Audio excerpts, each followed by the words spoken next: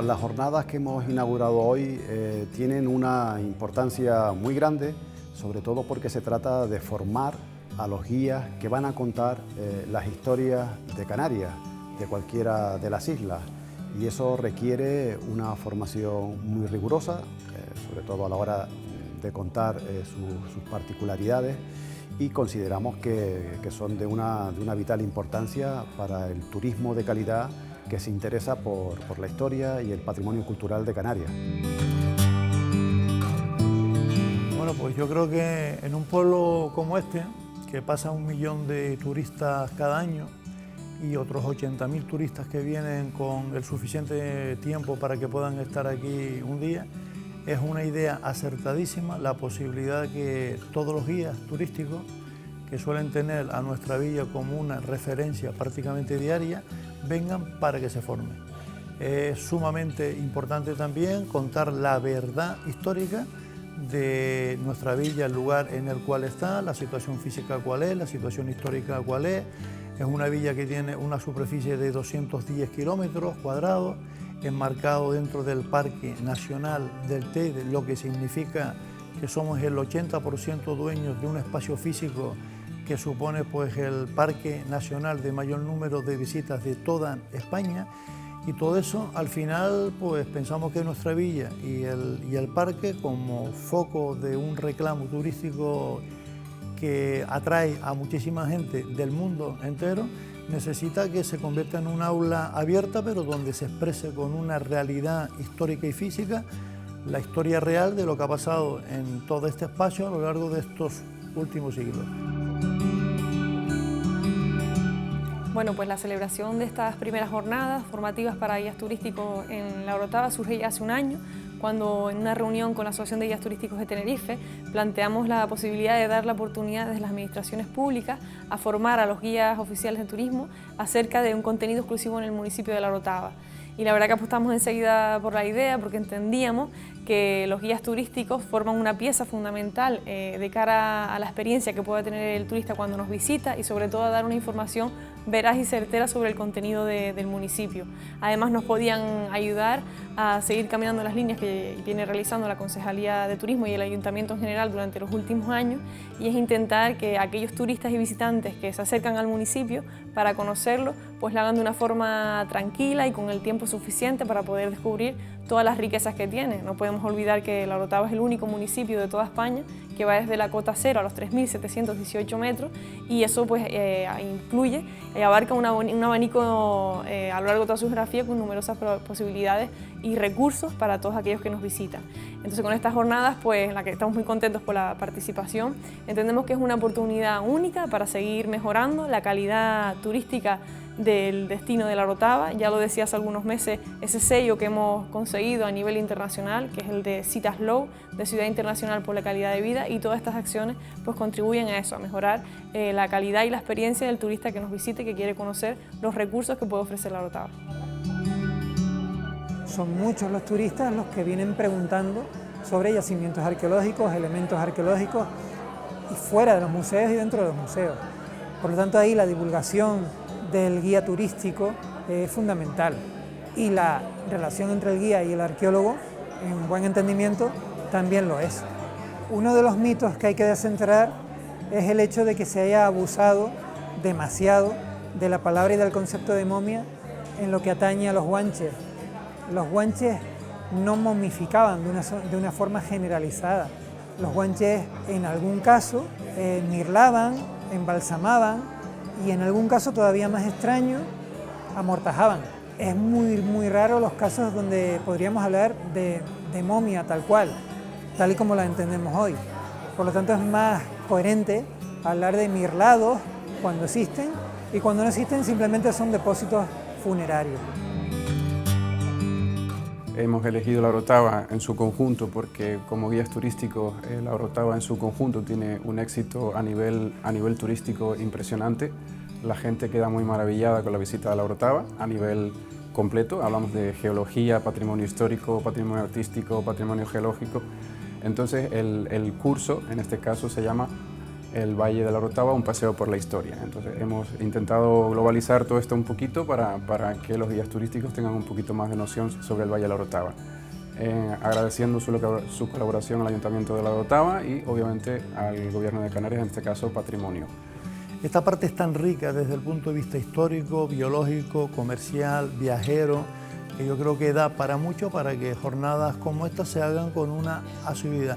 Así todo, estamos marcando un hito histórico, es la primera vez que los guías turísticos vienen, que se forman y además estamos viendo que muestran un interés enorme, posiblemente en una villa y en un punto y en un pueblo de esta zona norte, que somos perfectamente conscientes que somos un reclamo turístico por el interés de patrimonio histórico, cultural, arquitectónico y escultórico que en esta villa hay, que casi seguro que en Canarias es uno de los que mayor cuidado hemos tenido, que ha supuesto también una inversión económica importante. Para mí es un placer poder estar aquí en estas jornadas que permiten una transferencia de conocimiento desde las instituciones y desde los investigadores, desde las instituciones de saber y desde los investigadores hacia la sociedad en general, a través de los guías, que son esos elementos de transmisión principales entre la sociedad y el visitante, a través de las temáticas de las que voy a hablar hoy.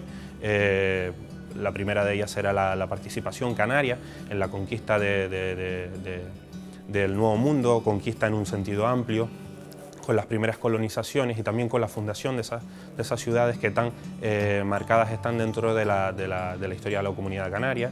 En segundo lugar, hablaremos de la emigración canario-venezolana, canario-cubana y también a otras zonas del Caribe. Uno de esos elementos que forman parte de la identidad canaria y en los que necesitamos que la transmisión de saberes que se van desarrollando en la universidad se trasladen al conocimiento de la sociedad. También en este punto hablaremos bastante del entorno en el que nos rodea, del Valle de la Orotava, porque qué mejor excusa que unas jornadas aquí para tratar esta temática. Y por último trataremos dos de los mercados, de los productos, mejor dicho, económicos por excelencia de la historia de Canarias, que como son el plátano y el azúcar, sus vicisitudes, sus cambios, sus dinámicas y todo su planteamiento histórico durante estos 5 siglos de colonización posterior a la llegada de los europeos a Tenerife y a Canarias. Hablamos de turismo, hablamos de economía, hablamos de imagen de Tenerife y del Valle de la Orotava en el exterior. ¿Cómo podemos canalizar o reunificar todos esos valores? Yo creo que en la historia de Tenerife y durante varios siglos, XVI, XVII, XVIII, la tabla de subsistencia de la isla de Tenerife fue prácticamente su exportación de vino. Y en esa exportación de vinos el Valle de la Orotava es fundamental. El Valle de la Orotava como un todo que canalizaba sus exportaciones a través del puerto de la Cruz, que en aquella época lo llamaban puerto de la Orotava o Porto of Orotava, ¿no?, en términos anglosajones. Hay que pensar en la economía del vino de aquellos siglos como la economía que aportaba las divisas a la isla de Tenerife. Era la que permitía prácticamente intercambiar lo que no teníamos por nuestros vinos. Cuando nosotros exportábamos vinos a los Estados Unidos, a Filadelfia, Nueva York, era un comercio de intercambio, era un comercio donde nosotros llevábamos vinos e importábamos cereales o importábamos las duelas con las que fabricar nuestras propias pipas de vino. Las pipas, el envase, la pipa, la media pipa o el cuarto pipa, estaba hecho con roble norteamericano. Y si no era norteamericano, era de Hamburgo. Si nosotros nos exportábamos a un puerto que nos pudiera intercambiar, nosotros no podíamos iniciar un comercio. Ese comercio de intercambio lo hacíamos con Europa, lo hacíamos con Londres. Y cuando lo hacíamos con Europa, pues podíamos traer desde Europa cosas tan esenciales pues como herramientas, maquinarias, textiles londinenses. Desde una talla, una figura, un retablo, un órgano, cualquier cosa era intercambiada por los comerciantes de vino del puerto de la Orotava, que en su viaje de ida llevaban vinos y en su viaje de vuelta traían todo aquello que se demandaba en la isla. Con lo cual, al final, la economía del vino era la economía que nos permitía conectarnos con el resto del mundo, pero sobre todo poder comprar en el resto del mundo cambiándolo por nuestros vinos, ¿no? Entonces, de alguna manera, llegó a ser nuestra divisa, ¿no? ¿Hasta dónde llegaban en la escala social del mundo esos vinos? ¿Quiénes consumían esos vinos? Hombre, el vino de los siglos XVII, XVIII, y pensemos en el XVIII como un siglo absolutamente global, global en el sentido de que el mundo atlántico era un mundo muy movido, donde los bergantines, los navíos iban circulando de América a Europa y viceversa. Estamos hablando de un mundo donde el vino no se ve con los ojos con los que nosotros los vemos ahora. Nosotros hablamos del vino como un producto que lo podemos tomar o podemos prescindir de él porque para nosotros es un producto de lujo. En aquella época no era un producto de lujo, el vino era un producto de primera necesidad y te explico por qué. Si tú tenías necesidad de irte con una flota de barcos a una guerra en el Caribe, a veces de los británicos tenían que irse con todos los productos que iban a consumir o con todos los suministros que requerían sus tropas, sus marinos y sus soldados. Y uno de los principales era el líquido elemento. El agua no se podía transportar, el agua se pudre prácticamente en 2 o 3 semanas, no, es imbebible. Sin embargo, el vino dura años, 1 o 2 años en función de cómo lo conserve.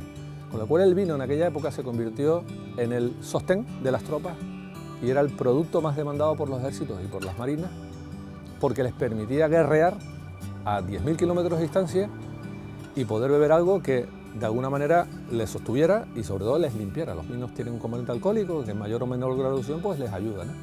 Entonces en aquella época el vino se convirtió en un producto de primera necesidad, tanto como lo es el agua ahora para nosotros. Con lo cual el concepto de vino del XVIII, vino del siglo XXI, no tiene nada que ver. Entonces hasta que no entiendes ese punto de vista, pues no acabas de entender por qué tan necesario era pasar por Tenerife, como quien pasa por una gasolinera, carga combustible y sigue. Pues aquello era así en el siglo XVIII. Y los británicos con nosotros nos llevaron al resto del mundo. Llámese Nueva York, Filadelfia, Charleston, todo el arco del Caribe. Pero es que nuestros vinos fueron llevados por los británicos a Ciudad del Cabo, A la India, Madrás Calcuta, Bombay y sobre todo Australia. en el día de hoy se sigue conservando una técnica única en el mundo que se cultiva aquí en el Valle de la Orotava. ¿Nos puede explicar un poco en qué consiste? Si eso es así o no. A ver, aquellos vinos eran vinos a granel, son vinos que se llevaban en barricas, ¿no? El concepto de botella, etiqueta, marca, eso no existía. Entonces, eran vinos a granel, vinos sin una elevada sofisticación. En el caso de los vinos nuestros eran prácticamente vinos blancos, vinos, ellos los llamaban bidonias o bidueños. Y estos vinos eran prácticamente para consumo masivo. De alguna manera se popularizaron nuestros vinos porque cuando un ejército, y hablo de miles de soldados, bebe nuestros vinos, pues llega un momento en que ya sabe identificar al origen de esos vinos. ¿Qué sucedía en esos siglos? Que determinados puertos de Europa se les conocía como los puertos del vino. Y los puertos del vino eran Oporto, Lisboa, Funchal, Tenerife. Y cuando hablo de Tenerife, Santa Cruz y el puerto de la Orotava. Entonces, de alguna manera nos convertimos como una especie de suministradores en medio de las rutas oceánicas que pasaban tanto hacia América como hacia Oceanía, hacia el Oriente, ¿no? Entonces, era un concepto bueno, que se mantuvo y se sostuvo mientras las flotas pasaban por aquí. Cuando ya vas avanzando las décadas o cuando ya te metes en la navegación por vapor, donde ya no vas al albur de los vientos alisios, ¿no? Sino que vas con líneas rectas porque vas a Nueva York de una forma derecha, prácticamente Canarias sale fuera de esos circuitos, ¿no? Pero vamos, es una época y esa época existió y fue la que realmente nos dio el nombre, digamos, fuera en Europa, ¿no? Y una última, ¿qué le parece que desde la Concejalía de Turismo del Ayuntamiento de La Orotava se vincule este producto local del vino, esta historia del vino, con el turismo? Vincular turismo y vino, yo creo que para la isla de Tenerife es esencial y para el Valle de la Orotava todavía mucho más porque aquí conservamos unos restos arqueológicos que siguen funcionando y siguen produciendo vino, como es el cordón trenzado, que son los únicos, digamos, las únicas evidencias que nos hablan todavía de aquellas épocas, a falta de tener bodegas o de tener pues, otras evidencias más obvias, como una bodega o como pipas o como compañías portuarias de exportación de vino. Tenemos algo que yo creo que es todavía mucho más bonito. El cordón trenzado es una maravilla, no existe eso prácticamente en ningún lugar del mundo y es de lo poco que todavía nos hace recordar aquellas épocas, ¿no? Estamos hablando de viñas, de viñedos de prácticamente 200 y pico años. Trabajo específicamente en la parte de producción animal, en la unidad de producción animal, pastos y forraje, y estamos en distintos procesos de recuperación de nuestras razas autóctonas canarias y todo lo que conlleva todo esto a nivel productivo. Estamos reunidos hoy en las jornadas con la formación de los guías turísticos para tratar de trasladar y demostrar cómo dos sectores que en el papel parecen muy diferentes, como es el sector primario y el sector turístico, pueden congeniar en favor de ambos sectores, cómo puede haber una buena relación entre ellos y favorecerse para que los turistas que vienen tanto de España como del extranjero conozcan las maravillas que tenemos. Primero que nada, destacar que Canarias dispone de una rica biodiversidad ganadera. Disponemos de 2 razas bovinas, 3 razas de ovejas, 3 razas de cabra, disponemos del cochino negro canario y otras razas ganaderas como el camello canario y el burro majorero. Estas razas son una alternativa para las economías a grandes escalas, porque a través de un producto en nuestras islas, que es un producto, en teoría tenemos un mercado pequeño, cómo han podido destacar ante la introducción de especies o de razas que son mucho más productivas y donde la calidad no es tan diferenciada. Por tanto, nuestros animales nos proporcionan carne, nos proporcionan leche que se transforma mayoritariamente en queso en Canarias y producimos huevos también con la gallina canaria, y donde todos estos productos, al ser animales que se crían en condiciones semi-extensivas y en donde están muy bien adaptados a las distintas geografías que hay en Canarias, desde las zonas más secas en las islas orientales a donde en zonas más húmedas como La Palma, en La Gomera, animales que se han adaptado a esa geografía pueden y producen unos alimentos que tienen una calidad y en donde tanto son valorados tanto a nivel local como extranjeros. Bueno, las jornadas y los foros de este tipo son sumamente importantes porque la gastronomía y nuestros productos, estamos hablando de historia, de etnografía y de algo que está muy vinculado a nosotros, que la alimentación es algo fundamental, y si encima es alimentación de calidad, pues muchísimo más. No solamente vinos y quesos, sino cualquier producto que nos une a la tierra, cualquier cosa que produce el agro de Canarias, tiene esas peculiaridades que no es una especie de anuncio, sino que es algo perfectamente constatable, que nuestros productos se diferencian porque somos diferentes, nuestras características de climatología, suelos y el aislamiento han permitido que tengamos productos de gran calidad y que, bueno, que tenemos que darlos a los que nos visitan, por supuesto, a los viajeros, y darles nosotros el valor que se merecen dentro también de Canarias.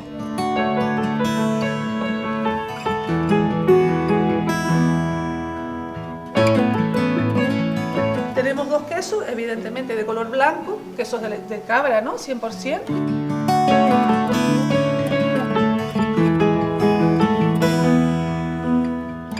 El ácido con el salado queda más rico, sabe, es de leche cruda, fantástico, sabe leche. Ligeramente adherente, pero por su frescura, ¿no? Ligeramente si masticamos parece que nos ponen las muelas, pero y está rico, un queso que nos comeríamos, ¿verdad?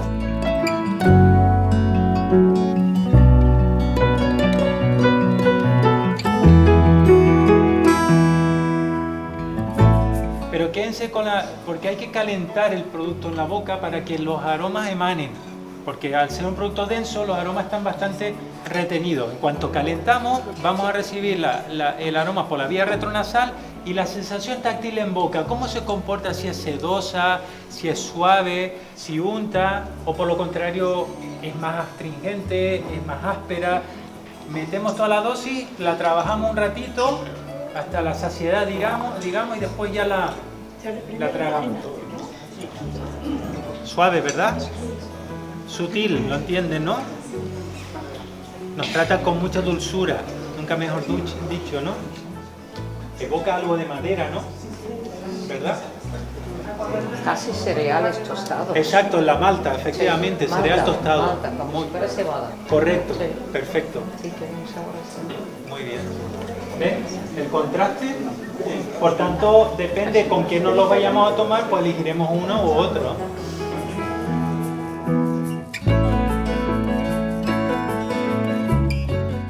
Es un placer para mí poder asistir a estas jornadas tan importantes para la formación de guías turísticos profesionales y aportar mi granito de arena en el campo de la historia del agua de la Orotava.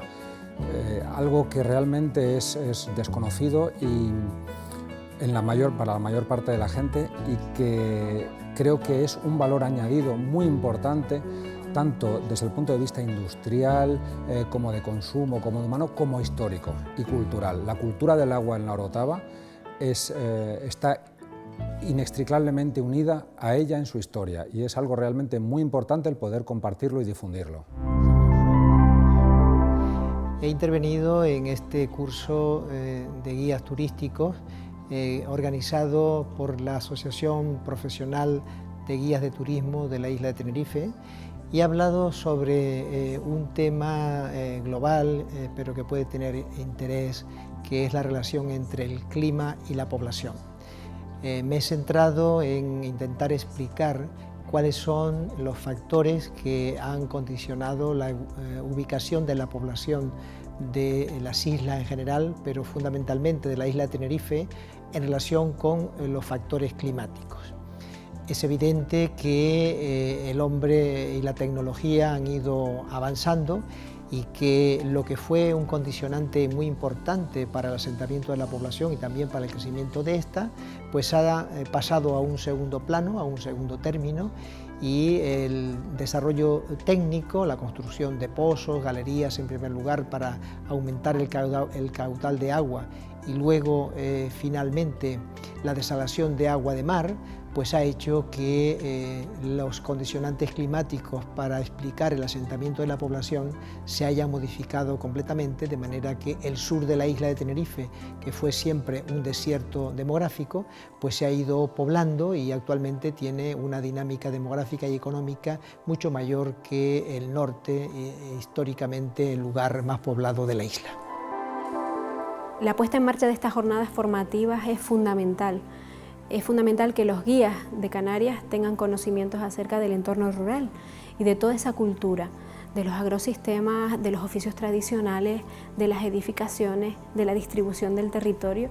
Todas esas cuestiones son fundamentales para que haya una buena divulgación y una buena promoción de toda esta franja, de toda la franja de medianías, de las zonas altas, a veces tan desconocidas, y que puedan ser de algún modo recursos y productos turísticos de interés para toda esa población que viene buscando otras emociones.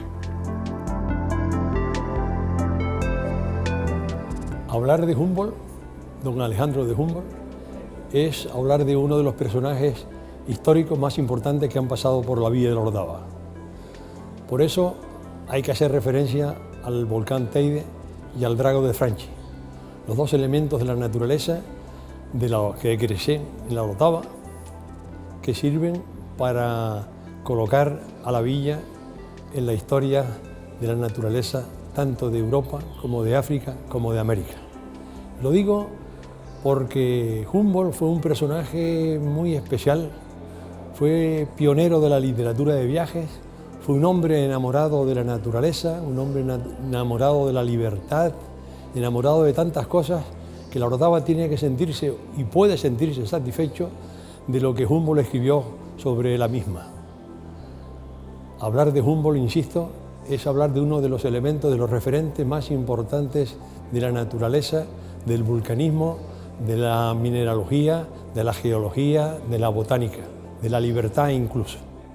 También para mí la figura de Humboldt hay que relacionarla con el turismo, sobre todo con el turismo cultural, con el turismo de la naturaleza. Es un hombre al que le gustaba caminar, es un hombre al que le gustaba escribir personalmente sus crónicas de viaje. Por eso llama la atención la carta que le escribe a su hermano Guillermo cuando se va de Tenerife. Él echa en falta, echa de menos el quedarse aquí. Por eso incluso hasta llora en un momento determinado cuando toma el barco hacia las Américas. Hoy precisamente he tenido la oportunidad de conocer un sueño, una utopía de un famoso científico norteamericano, Carl Sagan, y Alejandro de Humboldt. Y curiosamente, la referencia que hace Humboldt cuando habla de la Tierra, del planeta Tierra, es al Valle de la Orotava, al puerto y a la Orotava. Eso quiere decir mucho. Alejandro de Humboldt fue un hombre de la Ilustración, al igual que lo fue un hombre de la Orotava, don Agustín de Betancourt y Molina. Ambos se conocieron en Madrid en el primer semestre del año 1799, cuando se acercan a la corte española para conseguir fines distintos. Humboldt para recibir el permiso, el salvoconducto para conocer las Islas Canarias y marcharse a los territorios hispanos en la América colonial de entonces. Agustín de Betancourt para estudiar Bellas Artes, para estudiar Ingeniería. Por eso, dos personajes de la talla de Betancourt y Humboldt pueden aprovecharse para enlazar, para promover esos circuitos, esos itinerarios culturales que el turismo en este momento está demandando en islas como la de Tenerife, en valles como el de la Orotava. Soy Gerardo Fuentes, profesor de Historia del Arte, y esta tarde voy a hablar sobre la figura de un gran escultor canario del siglo XIX, que es Fernando Esteves, nacido precisamente aquí en esta villa de la Orotava. Fernando Esteves es una figura esencial para entender no solamente el campo artístico de esa época, sino también para entender la sociedad, el desarrollo de un lugar como la Orotava, como Tenerife y como toda Canarias, por supuesto. La Orotava no se puede entender en parte si no está presente este escultor, un escultor interesantísimo porque define muy bien lo que va a ser el arte de la escultura en el siglo XIX. Desde el punto de vista del visitante, desde el punto de vista turístico, es importantísimo tenerlo en cuenta, porque no solamente es conocer, observar, disfrutar sus obras de arte en este lugar, sino también el turista descubre cómo era la sociedad de entonces, cómo era la sociedad de la Orotava en el siglo XIX, cuáles las circunstancias por las que Esteves llegó a ser un gran escultor, cómo fue su formación. Y esto es interesante para el visitante, para el turista especialmente, cuando llega, por ejemplo, a visitar la iglesia de la Concepción, o San Juan Bautista arriba en el Farrobo, o cualquier otro lugar de aquí de la Orotava. Fernando Esteves siempre sale al paso del visitante. Sus esculturas están en todas las iglesias y también en casas particulares. Tiene un dossier escultórico bastante amplio.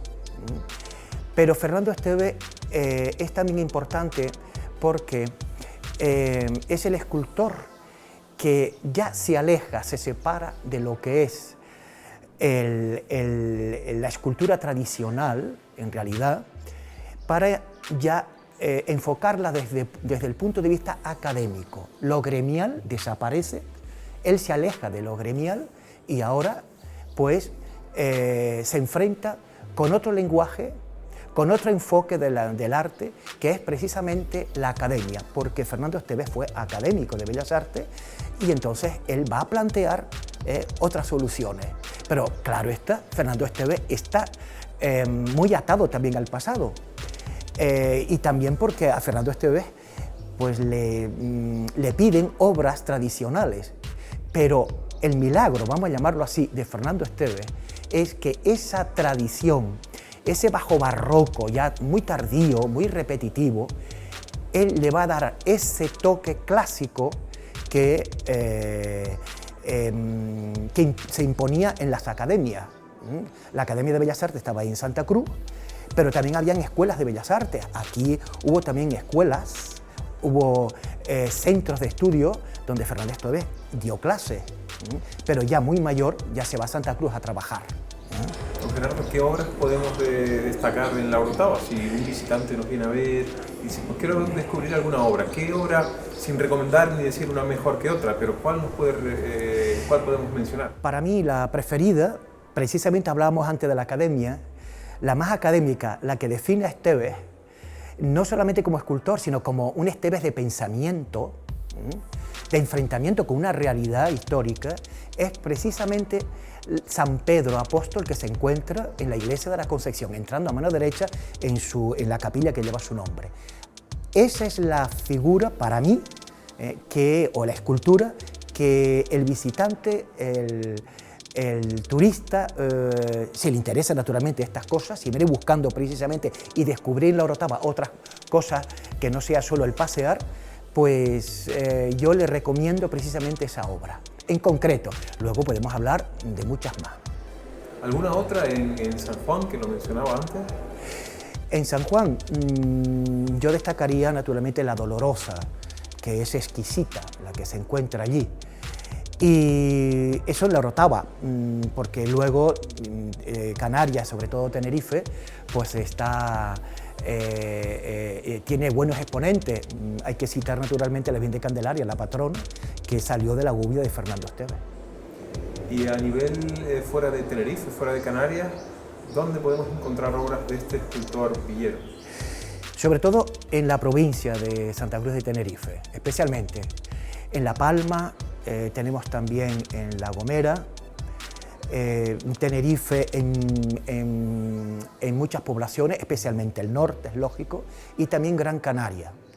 También tenemos en Lanzarote, pero no ocupó un área tan amplia como, por ejemplo, su maestro Luján Pérez o como maestros anteriores. Pero eso tiene una explicación. En nuestra fundación, desde hace algún tiempo, hemos venido trabajando el tema de las expediciones científicas a Canarias con el objetivo de divulgar esa parte de nuestra historia, esa parte de la historia de la ciencia que engrandece nuestra cultura, pero que también podría suponer, desde el punto de vista de la explotación de ese recurso, por ejemplo, desde el punto de vista turístico, un recurso interesante y que hasta ahora pues, no ha sido utilizado en la medida que nosotros estimamos conveniente. Nosotros en Fundoro hemos preparado rutas histórico-científicas, algunas dirigidas al mundo académico, pero otras dirigidas también a los visitantes que vienen por la Orotava y para el turismo en general. Insisto en que la potencialidad que tiene este tema es grande y esas rutas que están diseñadas por Fundoro tratan sobre temas diversos.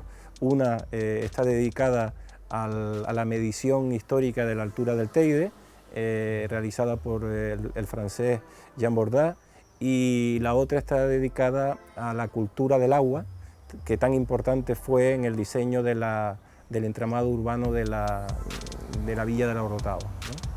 Entonces, dentro de las expediciones científicas tiene especial relevancia también el tema de las expediciones astronómicas, cuyo principal referente es Charles Piazzi Smith, un escocés que en 1856 encabezó la primera expedición específicamente astronómica a la isla de Tenerife. ¿Por qué la isla de Tenerife? Pues porque las cumbres, los alrededores del Teide, eran un lugar adecuado, puesto que estaban situados por encima de la capa de nubes y estaban lejos de las perturbaciones habituales que solían sufrir los aparatos de observación, en este caso los telescopios. Muy bien, con ayuda de instituciones de su país y con ayuda de compatriotas que vivían en el puerto de la Orotava, logró llevar a cabo su expedición y montar dos campamentos de observación, uno en el Alto de Guajara, aproximadamente a 2.717 metros de altura, y el otro en Altavista. Claramente los trabajos de Charles Piazzi Smith de mitad del siglo XIX son un antecedente directo de lo que hoy es uno de los centros de observación astronómica más importantes que existen en el mundo y que están representados en nuestra isla por el Instituto de Astrofísica de Canarias.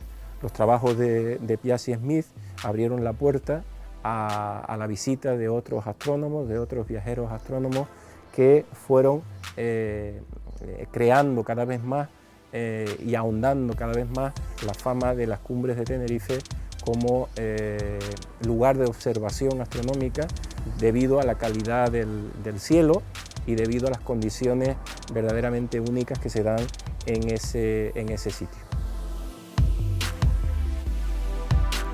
Patrimonio histórico,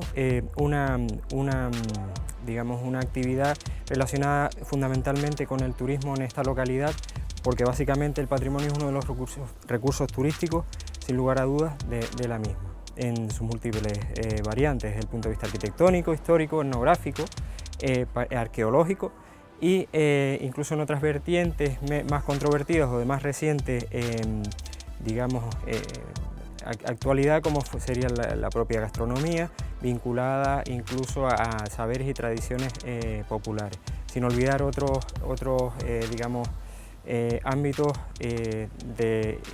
incluso exclusivos de la Orotava en base a su carta de naturaleza, como son las alfombras de flores y arenas volcánicas del Teide.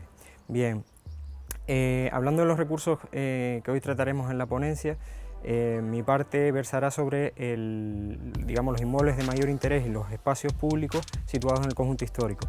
Conjunto histórico declarado en 1976, cuya delimitación, sin embargo, fue efectuada en 2005 y en el que se crean una serie de itinerarios a través de inmuebles de gran interés patrimonial, donde el turista puede apreciar esos rasgos distintivos de una serie de edificaciones fruto de la evolución histórica de la localidad, digamos, fundamentada también en la cristalización de toda una serie de lenguajes arquitectónicos que se han ido formulando a lo largo de sus 5 siglos de historia, desde los primeros asentamientos poblacionales hasta el siglo XX con la reforma urbana, fruto de los diferentes momentos económicos que ha sucedido en la localidad. Sin más, pues esperar que disfruten de la ponencia, donde trataremos también de aportar una nueva visión sobre esos recursos patrimoniales que engloba el conjunto histórico de la Orotava. Soy Bosco González y vengo a hablar de la Orotava en la literatura, siendo un tema muy general que puede incluso darse a cierta ambigüedad porque pueden caber muchas cosas dentro de un contexto literario enmarcado en la Orotava. Pero yo voy a centrar lo que voy a decir en dos elementos claves. Por un lado, la Orotava como figura literaria o como elemento que aparece en la creación literaria, no solamente en términos de narrativa literaria en sí, sino también en términos de narrativa científica a lo largo de los siglos, en diferentes personajes ilustres que pasaron por aquí y quisieron dejar una semblanza de lo que experimentaron cuando vinieron a la Orotava.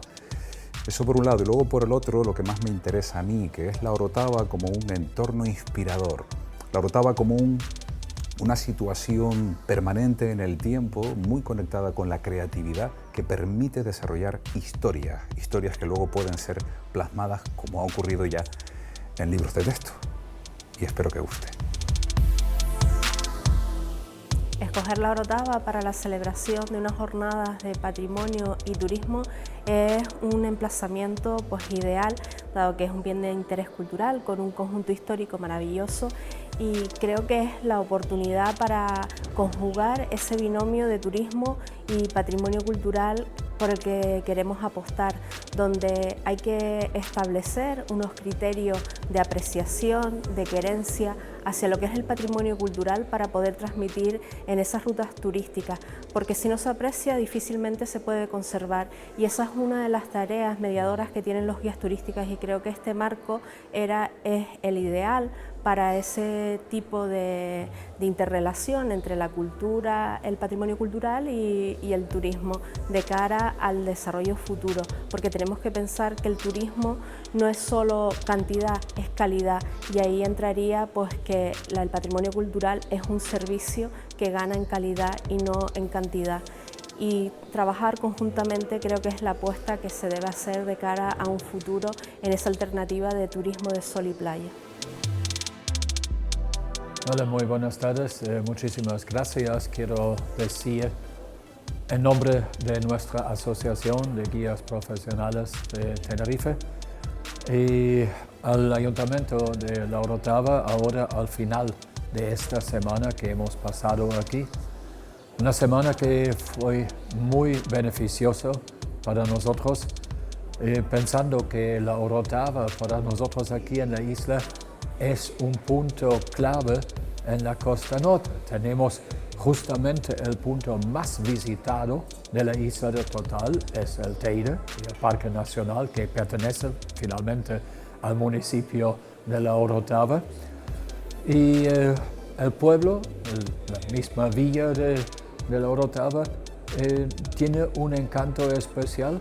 Vale, se habla de patrimonio, se habla aquí muchas veces de San Cristóbal de la Laguna, porque tiene el título de Patrimonio Mundial, pero yo creo que esto se merece La Orotava, porque el casco central, el casco antiguo, para nosotros da más casi que la antigua capital. Bueno, que me perdone el alcalde de la otra, pero muy interesante para nosotros la arquitectura tradicional, no solamente la casa de los balcones, porque los balcones son significativos, pero no solamente en una casa. Personalmente pienso que hay otros que son hasta mejores, más bonitos, Casa Lacado, etc. Y la relación con los jardines de Victoria, vamos a ver que si podemos acceder otra vez en futuro. La masonería, que tiene un papel muy interesante. Y vale, las alfombras son conocidas, pero son limitadas en un cierto tiempo del año. Pero yo digo siempre, La Orotava vale sinceramente cada día del año. Me preguntaban qué nacionalidades, pues es difícil. Quien tiene más interés en el patrimonio es el alemán, si bien los ingleses son muchos, pero nosotros tenemos ahora servicio de guías en 19 idiomas, hasta que hoy también en este curso, en estas jornadas, estaba una compañera japonesa que lleva japoneses y ha grabado también con la televisión japonesa aquí en La Orotava. O sea que idiomas hay una variedad, nacionalidades hay todavía más, porque algunos simplemente hablamos en inglés, porque no disponemos de todos los idiomas del mundo. Y Orotava causa siempre un impacto entre la gente, si ven aquí, de decir, no hemos pensado, viniendo del sur, de una zona muy moderna, muy reciente, y encontrándose con un patrimonio de siglos atrás y que está crecido. Y menos mal que el ayuntamiento, que la gente también se ocupan de mantenerlo, que se vea que hay cosas en camino, algunas casas lógicamente que requieren mucho mantenimiento y eso, pero para los clientes es fantástico de pasearse por acá. Clac, clac, clac, clac, clac, clac, de carretas y caballos, lo máximo. Me voy delante de ustedes, como buena guía.